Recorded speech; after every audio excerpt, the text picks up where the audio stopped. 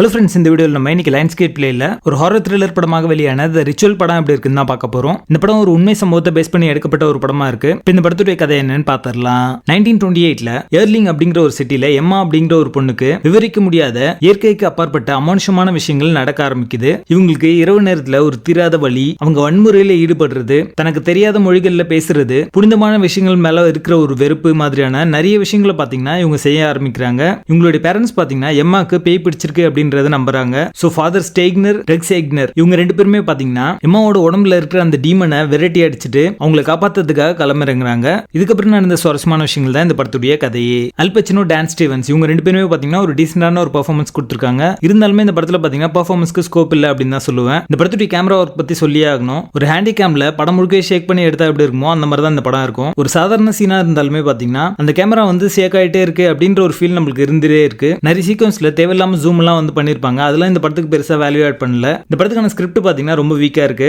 நீங்க எக்ஸார்சிசம் மூவிஸ்லாம் இதுக்கு முன்னாடி பாத்துருக்கீங்க அப்படின்னா இந்த படத்தை நீங்க ஆல்ரெடி பாத்துட்டீங்க அப்படின்னே வச்சுக்கோங்க. இதுல புதுசா எந்த ஒரு விஷயமே இருக்காது. இந்த படத்துல இருக்கிற அந்த ஃபீமேல் கேரக்டரை இன்னும் கொஞ்சம் பெட்டரா வந்து எக்ஸ்ப்ளோர் பண்ணி சொல்லியிருந்தாங்கன்னா இந்த படம் ஒர்க் அவுட் ஆயிருக்கும். இந்த படத்துக்கான ஸ்டோரி, ஸ்கிரீன் பிளே எல்லாமே பாத்தீங்கன்னா சரியா வந்து ஃபினிஷிங் இல்ல அப்படின்ற மாதிரியான ஒரு ஃபீல் தான் நம்மளுக்கு விட்டு போகுது. இந்த படத்துல கோரியான எலிமெண்ட்ஸ் சிலதெல்லாம் இருக்கும். இருந்தாலுமே பெருசா அவங்க ஹாரர் சீக்வன்ஸ்லாம் ஜென்ரேட் பண்ணல அப்படின்னு தான் சொல்லுவேன். படத்துடைய பேசிங் ஆவரேஜா இருக்கும். மொத்தத்துல இது ஒரு பிலோ ஆவரேஜ் ஹாரர் த்ரில்லர் படமாக வந்திருக்கு. படத்துல அடர்கான் இருக்கு. இந்த படத்தை நீங்க ஃபேமிலியோட பார்க்காதீங்க. ரிச்சுவல் படத்துக்கு எங்களோட ரேட்டிங் 4 out of 10.